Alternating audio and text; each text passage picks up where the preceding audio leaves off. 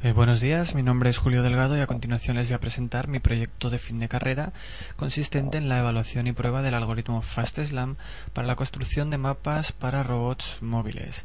Los tutores de este proyecto son los doctores don Antonio Carlos Domínguez Brito y don Jorge Cabrera Gámez. Si nos hacemos la pregunta ¿qué necesita un robot para poder desenvolverse en cualquier tipo de entorno?, inmediatamente vendrá a nuestra cabeza la idea de un mapa.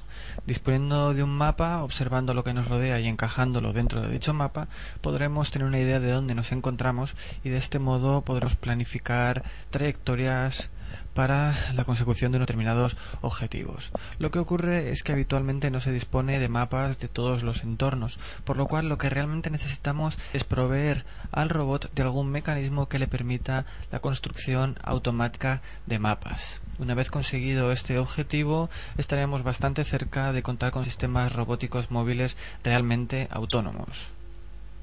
A lo largo de la presentación vamos a ir viendo una serie de contenidos que hemos estructurado en 3 bloques temáticos.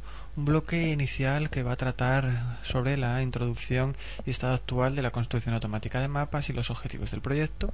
Un bloque intermedio en el que vamos a analizar cómo se ha llevado a cabo el desarrollo del entorno para la realización de las pruebas y la realización efectiva de las pruebas en sí mismas. Y un último bloque donde analizaremos las conclusiones extraídas del proyecto y posibles líneas de trabajo futuro. En cuanto a la introducción y estado actual de la construcción automática de mapas, vamos a comentar básicamente 3 aspectos. En primer lugar, vamos a presentar una breve historia de la cartografía.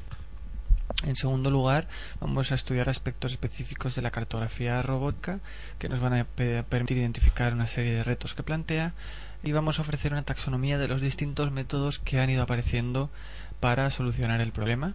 Y en último lugar vamos a analizar 2 de los métodos más relevantes. En primer lugar, los filtros de Kalman, ya que son un método básico, clásico, en el que se basan todos los demás métodos, y el método FastSLAM, en el que haremos algo más de hincapié estudiando su estructura y los subproblemas que hay que solucionar para contar con una implementación completamente funcional. ¿Qué es la cartografía?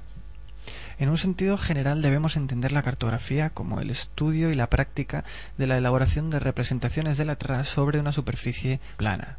Estas representaciones son lo que comúnmente llamamos mapa y debe servir para explicar, para definir y para permitir navegar el entorno que se ha cartografiado. En definitiva, deben de servir para transmitir información. Aquello que se pretende representar, en este caso sería Tierra, debe ser medible, y además se necesitan una serie de métodos matemáticos para proyectar las formas tridimensionales sobre un plano.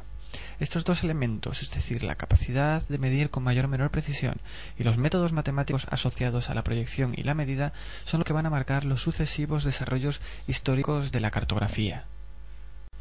Sin duda, la verdadera cartografía como ciencia surge en la Grecia clásica. Aquí aparece la denominada geografía matemática, que se apoya en los avances griegos en la geometría para intentar medir el mundo. Encontramos por primera vez los 2 elementos básicos de los avances en cartografía: métodos matemáticos más avanzados y medidas más precisas, en este caso derivados de la aplicación de los propios métodos.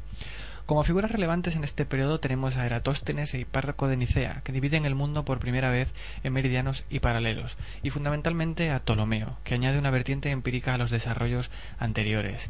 Tras este periodo de la Grecia clásica se produce un estancamiento en Europa durante la Edad Media que se prolonga hasta el siglo XIII. A partir del siglo XIII se suceden diversas situaciones que propician el desarrollo de la cartografía. En primer lugar, la necesidad de establecer nuevas rutas comerciales produce un interés renovado en la construcción de mapas. Por otro lado, aparecen la brújula y el astrolabio, que permiten medidas más precisas. Todo este proceso culmina en el siglo XV con el redescubrimiento de Ptolomeo y la Grecia clásica, que añade el impulso matemático necesario para el avance. El resto de logros hasta llegar a nuestros días se han caracterizado por una mejora en los instrumentos de medida y la aparición de nuevos métodos matemáticos, tanto para la proyección, como el método Mercator, como para el tratamiento de datos. Hoy en día se emplean satélites con sofisticados radares y complejos algoritmos en grandes supercomputadoras para obtener mapas no solo de la Tierra, sino de los fondos marinos o de la superficie de Marte. Una vez que hemos visto los elementos más relevantes de la cartografía como ciencia, vamos a ver cuáles son los elementos diferenciales de la cartografía robótica o construcción automática de mapas.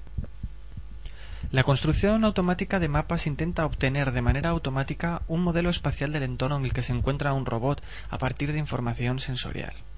Es decir, este robot debe estar equipado con sensores que le permitan percibir el entorno, como pueden ser cámaras, sonares o en nuestro caso un medidor de rango láser. Todos estos sensores presentan una serie de limitaciones y además tienen un error asociado. Debido a estas limitaciones de los sensores, como por ejemplo la incapacidad de un medidor de rango láser para detectar cristales, el robot debe navegar el entorno para poder construir un mapa del mismo. Para ello, el robot ha de ejecutar unas órdenes o controles que normalmente vienen determinadas en forma de velocidades y tiempo de ejecución de las mismas. El movimiento del robot también se encuentra sometido a un error, por ejemplo por deslizamiento o derrape de las ruedas, por lo que los controles van a ser insuficientes para determinar exactamente la posición del robot. Todos estos elementos nos imponen una serie de retos que hay que solucionar. En esta transparencia se muestran los retos que deben de ser superados por cualquier método que pretenda realizar construcción automática de mapas. En primer lugar tenemos que la acumulación del error de movimiento hace que los errores de medición sean estadísticamente dependientes, lo que aumenta enormemente la complejidad matemática y algorítmica de su tratamiento. En segundo lugar tenemos la alta dimensionalidad del problema, entendiendo como dimensión el número de entidades que componen el mapa. Como ejemplo, decir que un mapa típico en 2 dimensiones de un entorno de oficina suele estar formado por miles de entidades. El tercer problema, que en realidad es el problema más sencillo, es el denominado problema de asociación de datos o correspondencia. Este problema consiste en determinar a partir de una observación si ésta se corresponde con alguno de los elementos del mapa o bien es un objeto nuevo que debe ser añadido al mismo. Y para finalizar tenemos el reto de la naturaleza dinámica de los entornos. De alguna manera los mapas que se construyen deben ser capaces de considerar el cambio. Hoy en día en este campo no se encuentra muy desarrollado y los métodos existentes suponen únicamente entornos estáticos. El último reto es decidir qué camino debe seguir el robot para poder construir el mapa. Este camino debe ser tal que intente maximizar de alguna manera la información recibida y minimice los riesgos para el robot.